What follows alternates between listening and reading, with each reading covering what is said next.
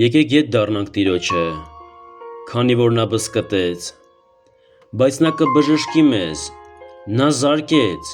նա էլ վիրակապի մեզ, նա 2 օրից հետո կվերակենդանացնի մեզ, 3-րդ օրը նա մեզ կկանգնեցնի, որ մենք ապրենք նրա առաջ, ճանաչենք և հետամուտ լինենք ճանաչելու Տիրոջը, արշալույսի պես ստույգ է նրա ելքը, և նա անձրևի պես պիտի գա մեզ, գարնանային անձրևի պես, որ ոռոգում է երկիրը։ Ինչ անեմ քեզ, ով Եփրեմ, ինչ անեմ քեզ, ով Հուդա, որովհետև ձեր բարօրությունը առավոտյան ամպի պես է և ցողի նման է, որը շուտով չքանում է։ Ուստի մարգարեների միջոցով նրանց կոփեցի, նրանց սպանեցի իմ բերանի խոսքերով, քո դատաստանները լույսի պես կծագեն,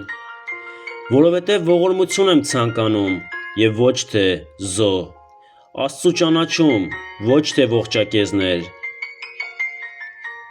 Բայց նրանք Ադամի պես շրջանցում են ուխտը, այնտեղ իմ հանդեպ անհավատարմությամբ վարվեցին։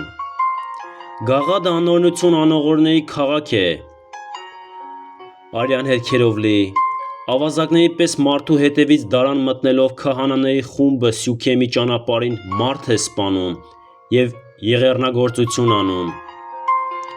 Իսրայելի տանը սոսկալի մի բան տեսա, այնտեղ է Եփրեմի պոռնկությունը, Իսրայելը պղծվեց, քեզ համար էլ, ով Հուդա, մի հունձ կա պատրաստված, երբ իմ ժողովրդին կվերադարձնեմ գերությունից։ Ամեն։